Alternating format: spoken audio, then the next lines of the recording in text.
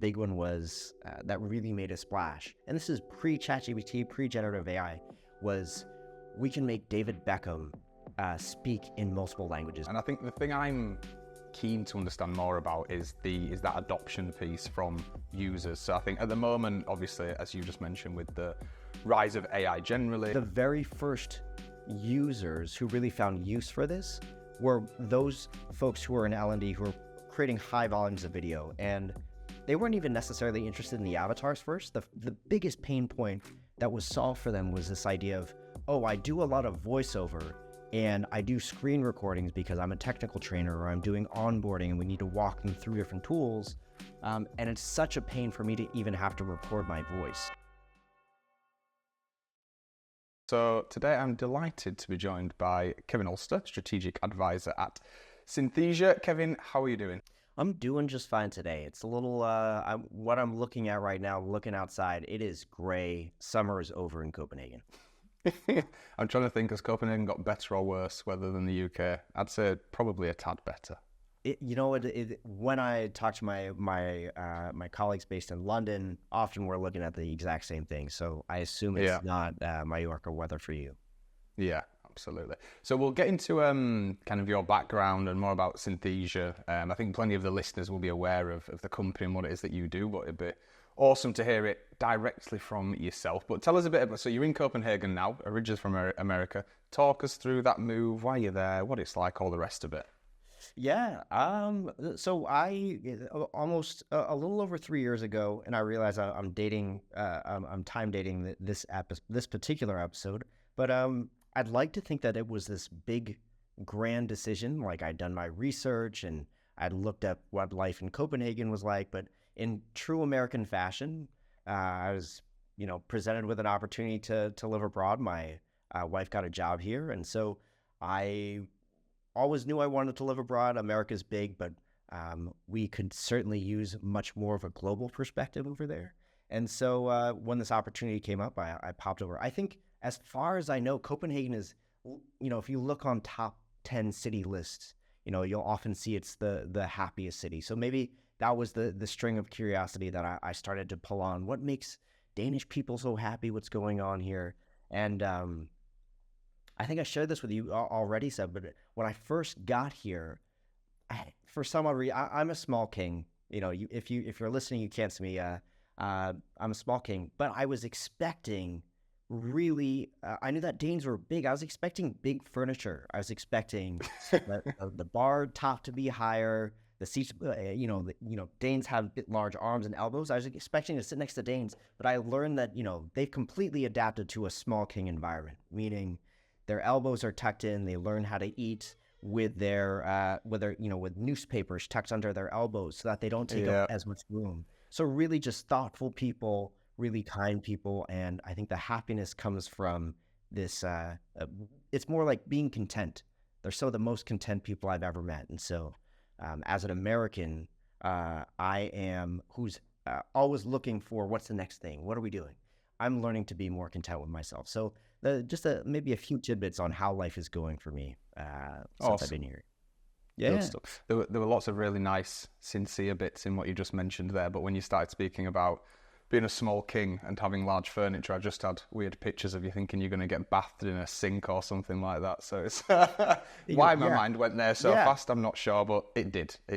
That's all. Anyway, well, let's explore that. I mean, in the advantage of that situation is that I would get to, I spend less on more space. So there you go. It's efficient. Well, we'll talk less about sinks and bathing habits and a bit more about learning and development, because I think that's probably why people are here. So what would be awesome is, I think, if you could just give us a bit of an overview about your role as a strategic advisor at Synthesia. Obviously, you head up the learning team and the academy as well.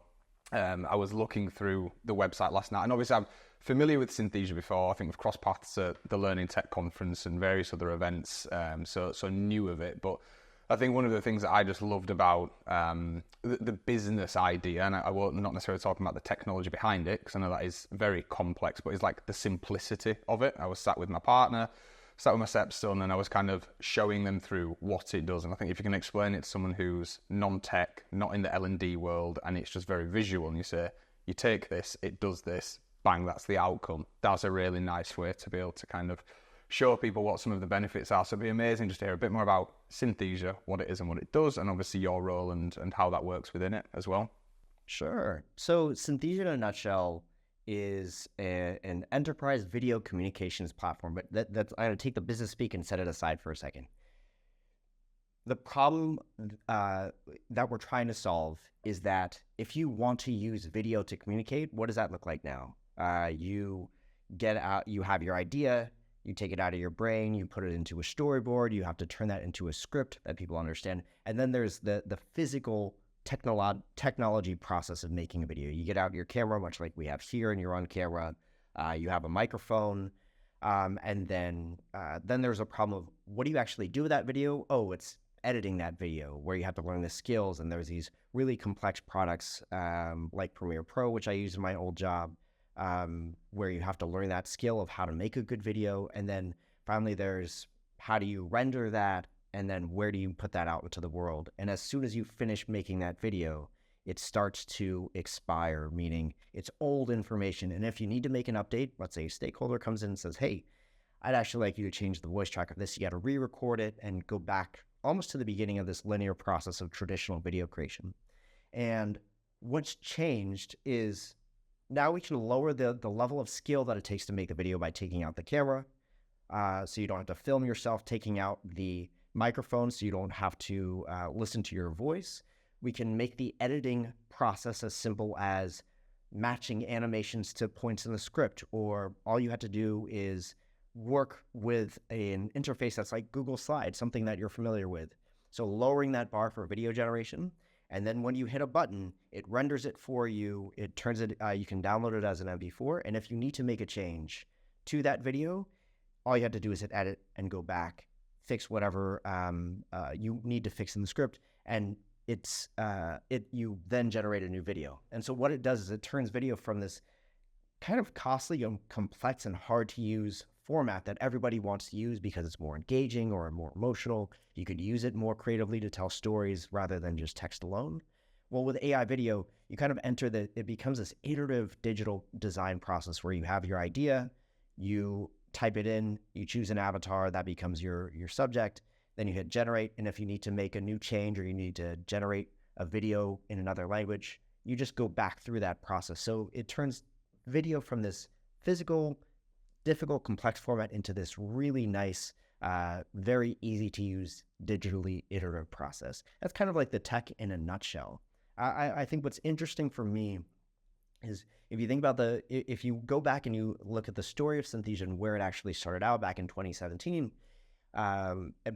back when it was just the founders who was really, there's Victor and Steph, two research professors, and it was really based off of a research project where it was about using computer vision to accurately match the lip dubbing to the track. And so the very first iterations of the project were really just focused on this, the idea that you'd be go to commercial video and you'd say, hey, you can now have this a version of this video in Italian rather than having to hire people to dub it over, things like that. And so that was the very first application of the video. And if you look at marketing videos or ads that we had from back then, the big one was that really made a splash. And this is pre-ChatGPT, pre-generative AI, was we can make David Beckham speak in multiple languages. And there's this great campaign that he did about malaria knows no language, or that was kind of the gist of the ad. But he would then switch into Spanish and then Mandarin. And so that was the very first demonstration of the tech to get people to wrap their head around, oh, AI video is it crosses over somewhere with live video, but we're not sure where. And then, not to belabor the story, but I guess the next big jump was really finding this fit for if video is easier to produce, it's cheaper and it takes less time and it's easily able to update. And you can't really win Hollywood awards, meaning you have these avatars who are a little bit robotic or maybe the hands move at the wrong times, things like that. Where's the best application? Well, it's in instructional and informational content. And who's making a large quantity of instructional and informational content? It's learning and development folks. So that was a huge pivot point around 2020 of really nailing down, hey, we're not going to replace every video you're going to make, and nor should we. But there's this type of video, instructional video, that doesn't break ethical guidelines because it's just educational in nature versus marketing or political information. And that the L&D teams need to produce a high volume of content. And that was kind of the big jump that I think really launched Synthesia into this other world, where now we're exploring other use cases within across learning and development, where it isn't just about training videos. But definitely been speaking there. Curious to know what you're thinking through all that, because I'm sure you read some of the stories, but I think that idea of David Beckham speaking in Mandarin is pretty sticky. Yeah, I love that actually, and it's and I think it's a really just good example of having a solid product, solid solution, and the timing being right, but then pivoting ultimately to try and find what's the sweet spot for it, which that L&D and e-learning space is one that you've managed to corner to some degree and get some really good adoption. And I think the thing I'm keen to understand more about is that adoption piece from users. So I think at the moment, obviously, as you just mentioned, with the rise of AI generally, with the kind of popularity of ChatGPT and various other AI tools, AI is bandied around a lot, and I think there's a lot of conversation around it. However, if you get down to it, what are the fundamentals of what are people actually using? Where is it having an impact? And I think probably for one of the first times, especially within e-learning, what you guys are doing at Synthesia, you can look at it and you go, makes complete sense. As I'd said before, I can see a very real world application for how we would use that. And I can see some of that, again, real ROI in terms of time saved or quality of the output, the reduction of any kind of experience or expertise needed with, as you said, the camera, the mic, the editing, etc., etc. But that's very easy for me to say. How was it in reality in terms of getting people on board? And was there a little bit of it's too good to be true? Because there's even an element of me, and I know the software, it's like, yeah, it sounds really good, but is it that easy? So what was that adoption piece like, and ultimately selling it and marketing it to people? Yeah, I think it's the landscape has changed so much. If you just talk about what is people's general mindset towards AI, generative AI, and these avatars? When this tech first launched, if you weren't making video, or even if you were making video and you saw these avatars, you're kind of like, I don't know what it is, but I don't like it. Or actually, no, sorry. Let me take that back. The first reaction was, uncanny valley effect. If I had a 5 crown Danish coin, I actually don't know if that's a coin. But if I had a 5 crown Danish coin for every time I heard uncanny valley effect, I'd have 500 crowns. Could be because it's one of these things where people first see it and they're like, hey, the lips don't match up quite, or the hands are doing something. So there's kind of this perception with the technology already. And then as the tech gets better, then we get back into, and I'm going to replay that disgust for you where it's like, ooh, I don't know what that is. I don't like it.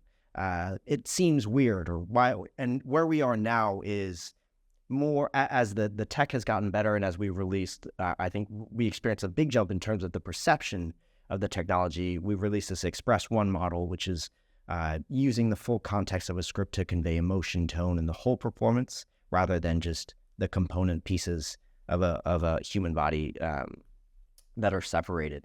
In terms of adoption, the very first users who really found use for this were those folks who were in L&D who were creating high volumes of video, and they weren't even necessarily interested in the avatars first. The biggest pain point that was solved for them was this idea of, I do a lot of voiceover and I do screen recordings because I'm a technical trainer, or I'm doing onboarding and we need to walk them through different tools. And it's such a pain for me to even have to record my voice. And if I need to make a change, I can go back in, and rather than re-record, I can just make a few edits and regenerate that AI voice audio file. So that was one of the first features. It wasn't even the avatars, because I think the avatars are what kind of captures your attention. But the platform, a lot of folks who don't have Synthesia don't understand how powerful the actual platform is. And this idea of editing with a video in something that looks like Google Slides, or how you can animate things that are timed to the script rather than this 2-track timeline, which is one of those features that I think really just changes how we interact with this idea of video editing.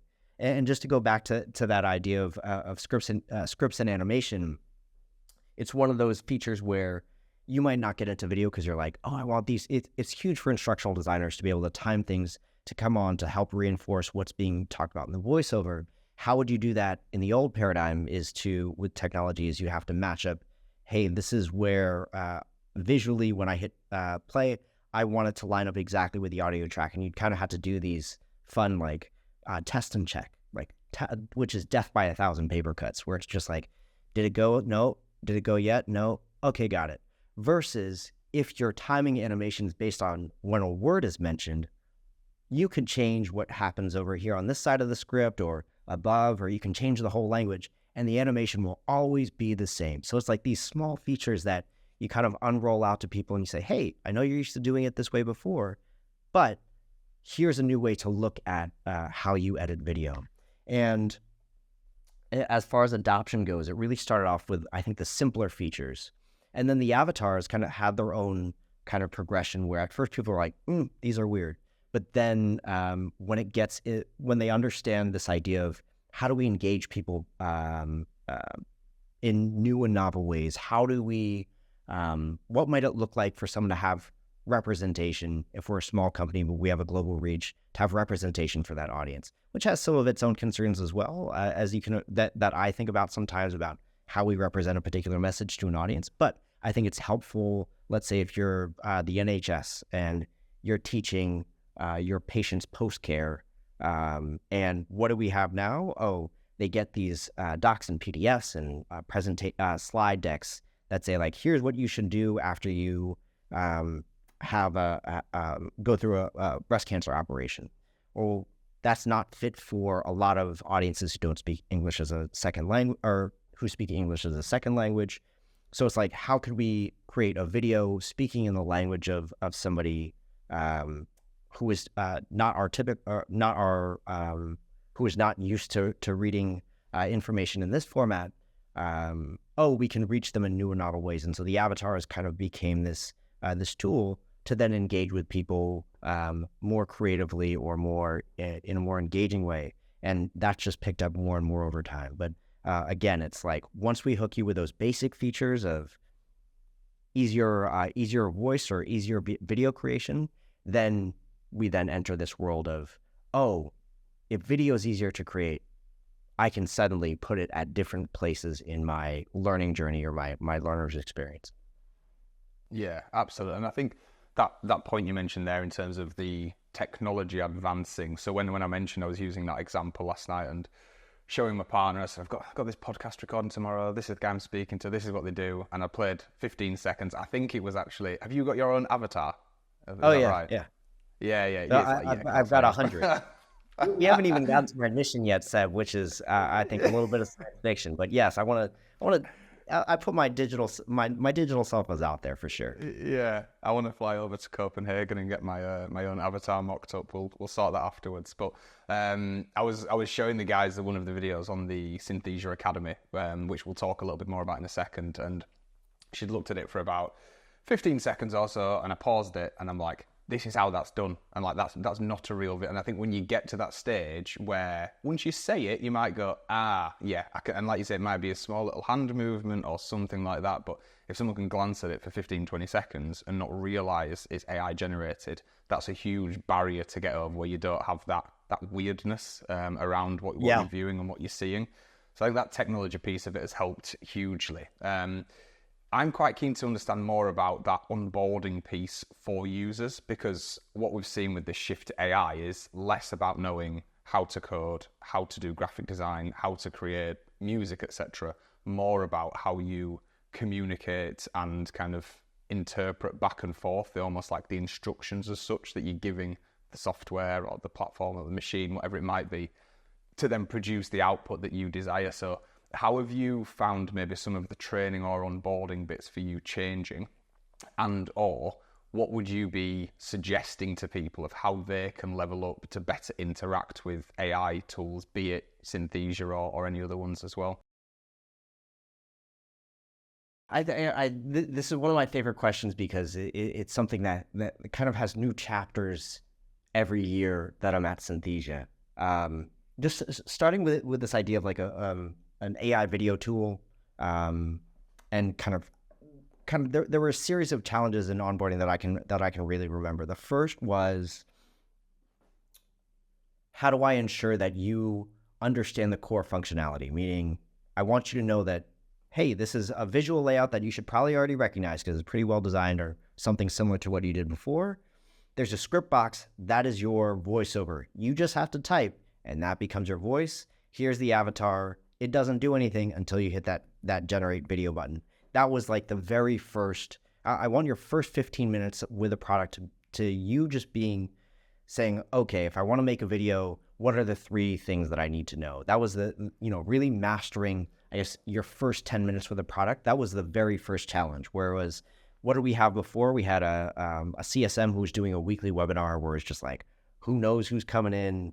This is, you're giving the same presentation every single time, where it's like, that's I think that is a perfect target for what is AI good for. It's like, what are the things that you did once that you probably don't have to do 1,000 times over and over and over again? So this was like my first use case for, hey, that's where AI videos belong.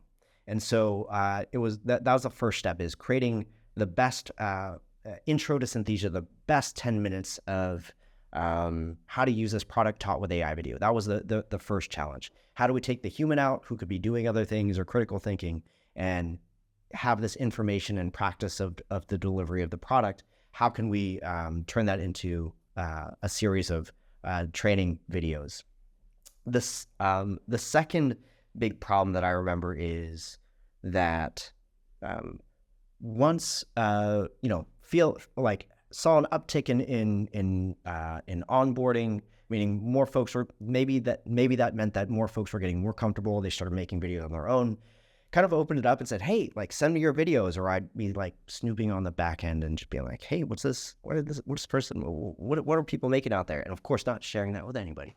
But the byline of that, if I had to sum that up into a tagline, it's like, AI video makes video easier to create, creates thousands of terrible videos. Because these things were just like, hey, I'll just upload a PowerPoint and then I'll put a talking head on there. Case closed. I got a video now. It's like, not. Like, you just recreated an in-person presentation, except you somehow made it worse because you don't get all like the interpersonal connection and interactions that you have with a human facilitator. And so I took a step back and I was like, oh, I realized that maybe this is not a tooling problem. Maybe this is a knowledge and enablement problem. And so the first thing to do there was to come up with a repeatable process or framework where we can answer for people to self-serve. What is how do you know if your video is any good? And how do you know what to do to make it better? And we boiled it down into four steps. We called it the FOCA framework. And don't look this up. The FOCA on Google, I found out, is just baby seal in Portuguese. But there's too many people who've gone through the certification, so we're not turning back now. So there's the 4 elements are like foundation, organization, content, and action, and really goes through a truncated version of or smaller version of the instructional design process. Know who your audience is and what you're trying to create. Pick a single topic and support it with evidence. Content is about really honing your visual design, and then action is making sure that you tell the end viewer what to do with this information.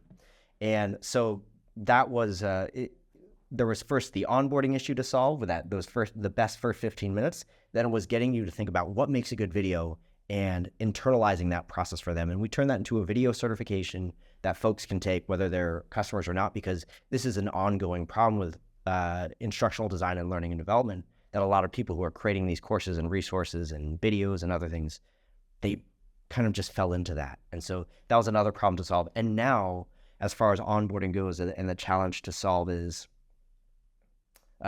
how do you help people identify where these videos fit? How are they using them well? Because suddenly we've entered this world where we're not just making training videos, we're helping L&D market their resources internally by creating explainer videos. Or if you're an HR and onboarding, what is that first moment of delight where you were to join a company and Maybe you don't, it's 10,000 people and you work in Japan, and you, Seb, were to get a video that says like, hey, Seb, I'm so excited you're joining. Hope you have a great first week. It's from the CEO who doesn't speak Japanese, but it's their avatar speaking in perfect Japanese. It has an effect on you. I call those moments of delight. I stole that from Intuit, but it's, there's all these other places where we can add a personal interaction. And it doesn't have to be video, although now you can scale that with AI. So that's kind of the area that we're looking to solve now is what is the job to be done, and then can we impact engagement or experience or sentiment, but how can avatars and video kind of add a personal touch there?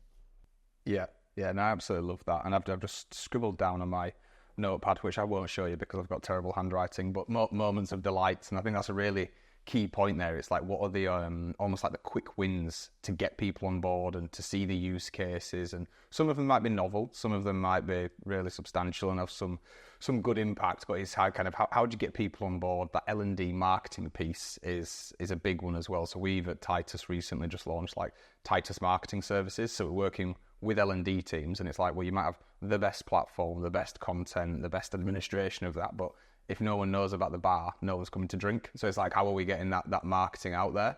And that kind of stuff I think is super useful. And the other bit you mentioned as well, which is I think something for people to be aware of, is that whole piece of you can't replace X with Y if it's going to diminish the quality. It should always be in addition to, or something that's repetitive. And that is, I think, I'm a very in-person person. So even the fact we're doing this remotely, if you were in London, for example, as opposed to Copenhagen, I'd be just jumping on a train or saying, do you want to pop up? And I love that interaction. And I think now with video calls, with hybrid or remote working and the kind of stuff we're talking about, you do lose a lot of that human interaction, and there's a massive need for it still. So if you can use this kind of stuff to supplement and complement that, as opposed to completely replace it, potentially diminishing the quality in certain areas, then it's a very good point for people to consider within their like AI strategy or content development strategy more generally, I'd say.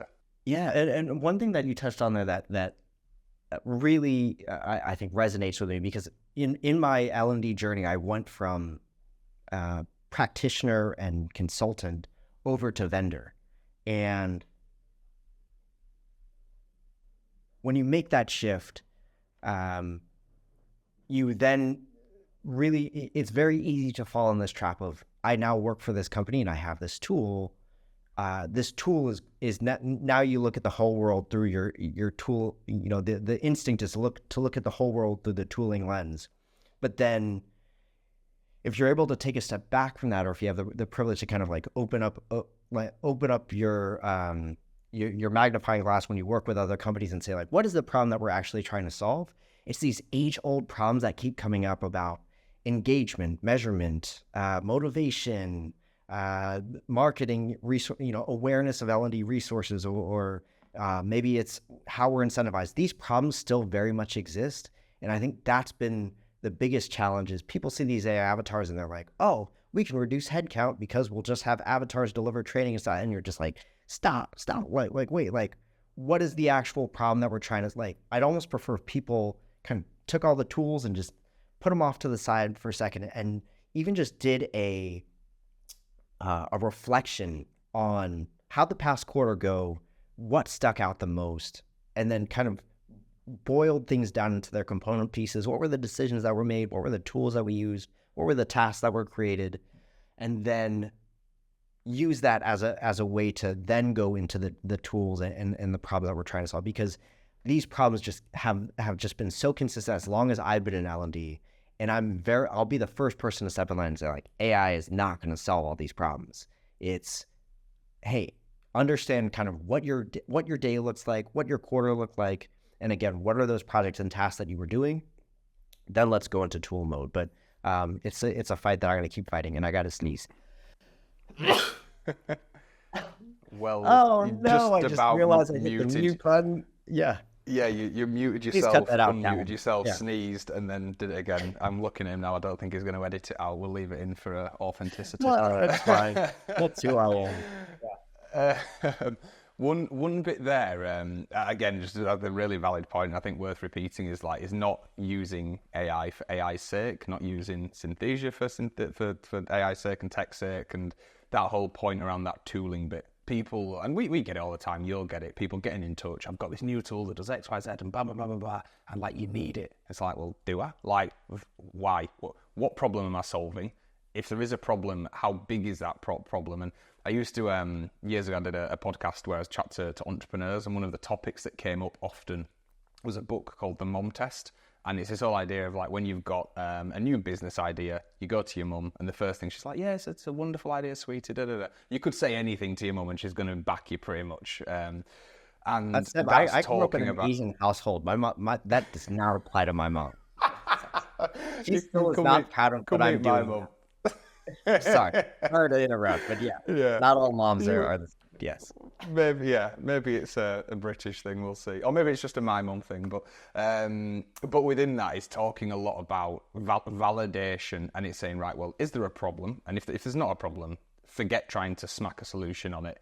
If there is a problem, okay, how big is that problem, and is it a problem that's big enough that's worth either investing in a new solution, be that in time, effort, money, etc., etc. And I think the same is true here. Just because you've got something that's a bit of a niggle, does it mean that you need to switch everything? Actually, it's a problem we can live with, or it's not a problem at all, and it's just trying to get to the root of that, and then solution thereafter. AI, Synthesia, or whatever else might be the answer, or it could be something completely different. So I think that's a really good point to discuss.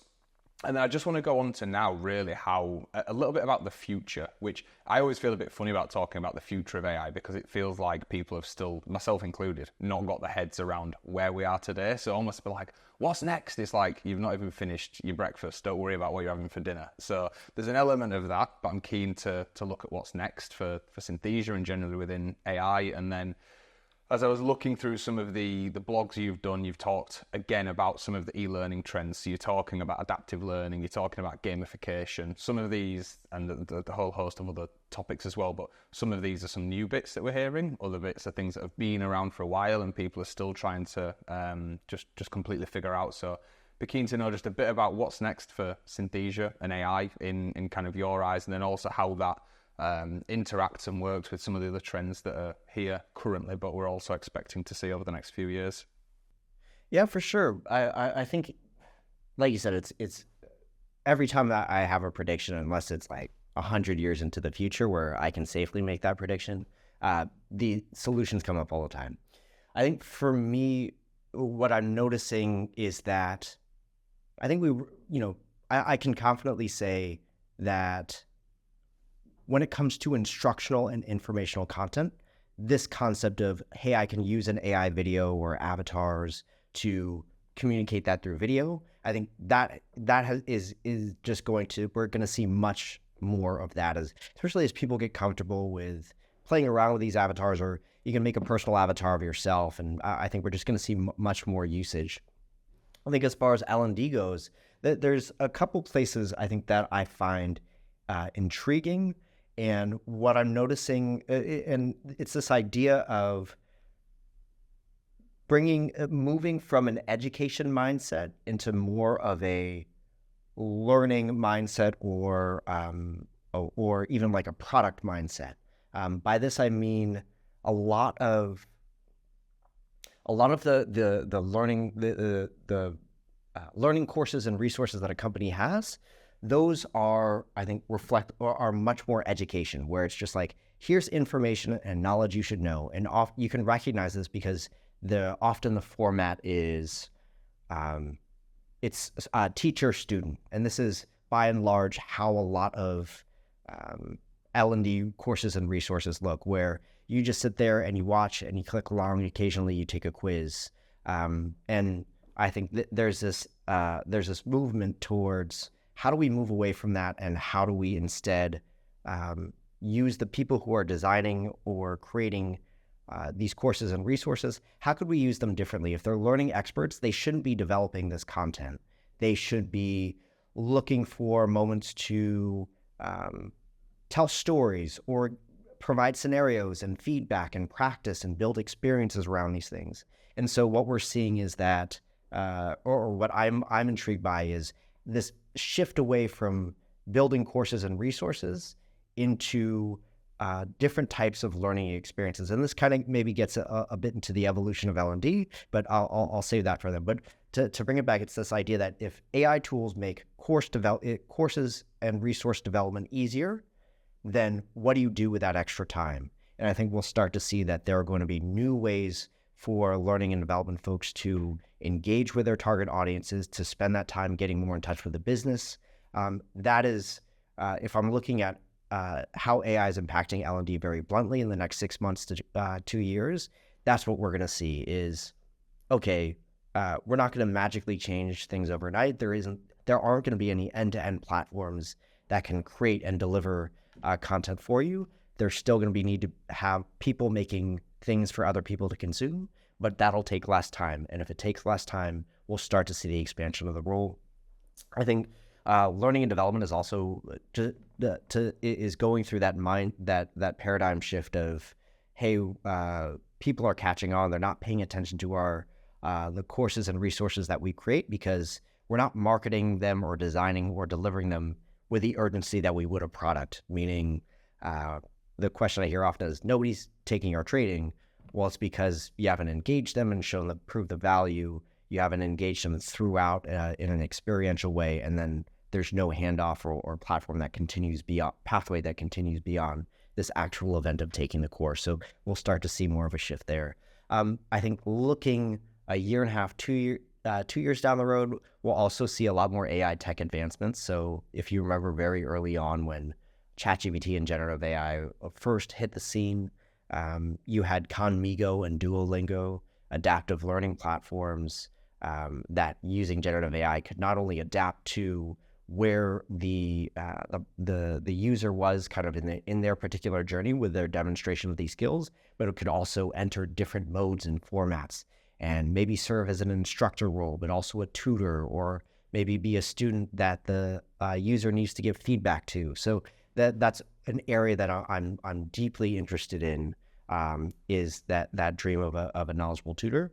And then I think as far as AI enhancing learning experiences, something that we still have yet to see is kind of this a way to dialogue with knowledge and information. I think we have some of that with ChatGPT, where you can have a discussion and you can have it help you brainstorm and learn different things and practice different skills.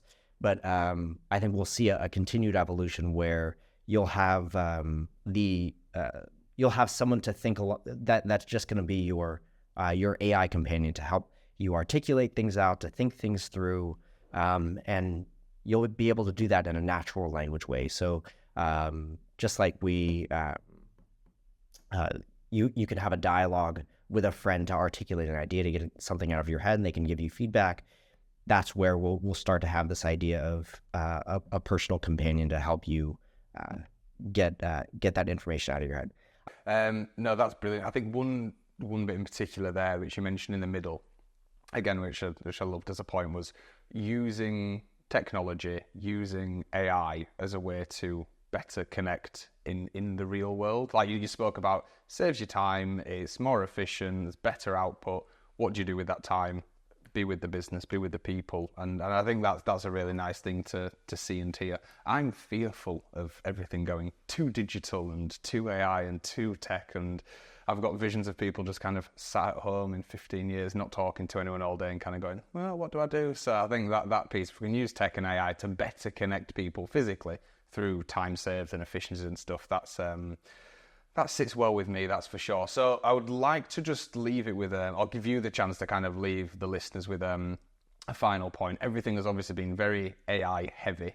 For anyone out there looking to say, okay, well, what is the next step? I think there's loads of useful stuff that we've spoken about as we've gone through the conversation. But if there was one key takeaway, action, resource, etc., that you would recommend people go off and say, okay, I can do this today, it's an actionable thing to push me further down the road of artificial intelligence, what would that be, Kevin? Yeah. So my current strategy that I'm sharing out is that I think we have a problem with all the AI news and trends you feel like you should be caught up with, or new tools, or marketing material that makes you think, oh, I should be using these tools. And what that leads people to do is kind of just take whatever comes along, maybe poke at it here and there, or have some experiments. But I think it's a much better use of your time if you have a chance to figure out what is actually the thing that you need to do versus going from a tool first approach. And so my current title for this is, I like to call this the great unbundling. It's an unbundling exercise, and it's designed to help you reflect on what is the work that can actually be impacted with AI or an AI tool, and then developing a plan around that. And in essence, it's very simple, but it's but also, I think, simple to talk about, but more difficult to do. And it's a process of self-reflection where it's take your last 3 projects, break them down into tasks, into the component tasks that it took. Look at what is the actual human work that you did, like meaning make it it should start with an action. So if it was instructional, looking at your terminal performance objectives, maybe it was breaking it down as simple and as everyday tasky as possible. Tasky is not a word, but I'm going with it. So if it's terminal performance objectives, it's who did you need to reach out to? Oh, I sent an email to this person, or I had to go onto this. I had to go into our internal knowledge base to find these, or I had to review past the full list of terminal performance objectives for my team member. Or I had to Slack somebody. List out each of these component tasks, and then go back to whether your tool is ChatGPT or all the free trials of these different AI tools that you have, and start to see, okay, this is the work I'm trying to get done. Where does this actually match up to what this tool can actually do? And in doing that, you'll actually have a day-to-day application of AI tools rather than kind of a morass and cloud of hopes and dreams about what you'd like to see technology solve for us. And you're doing 2 things there. One, you are able to come up with a plan and an experiment that you can then test and say, this is my old way of working. This is my new AI-enabled process for these particular tasks. Is this actually helpful or not? And then also, I feel like I'm rallying against big tech here for a second, but often we rely on companies to productize our problems and solutions and package them really neatly into a way that impacts our lives, rather than us coming up with the solutions ourselves for what might actually work. And I think it's part of how Apple designs their solutions. I have an iPhone. I'm on a MacBook right now, but I'm very conscious of how much are these products and solutions actually making my life better, or are they just adding more noise? And so this is a way to go manual. You can do this with AI tools or just technology in general, but it's good to go back in your life. So unbundle your projects, take your last 3 projects, break them down into the component tasks, get small and simple, and then go to AI tools and figure out what they do and match them up. Awesome. Kevin, thank you so much for joining us. I'll be in Copenhagen soon for my scanning session for my avatar, and we should maybe do this again and check in 6 to 12 months or so, see how things have gone on. But no, massively appreciate you joining us, and thank you for all that. Thank you very much, Seb. It was great to be here.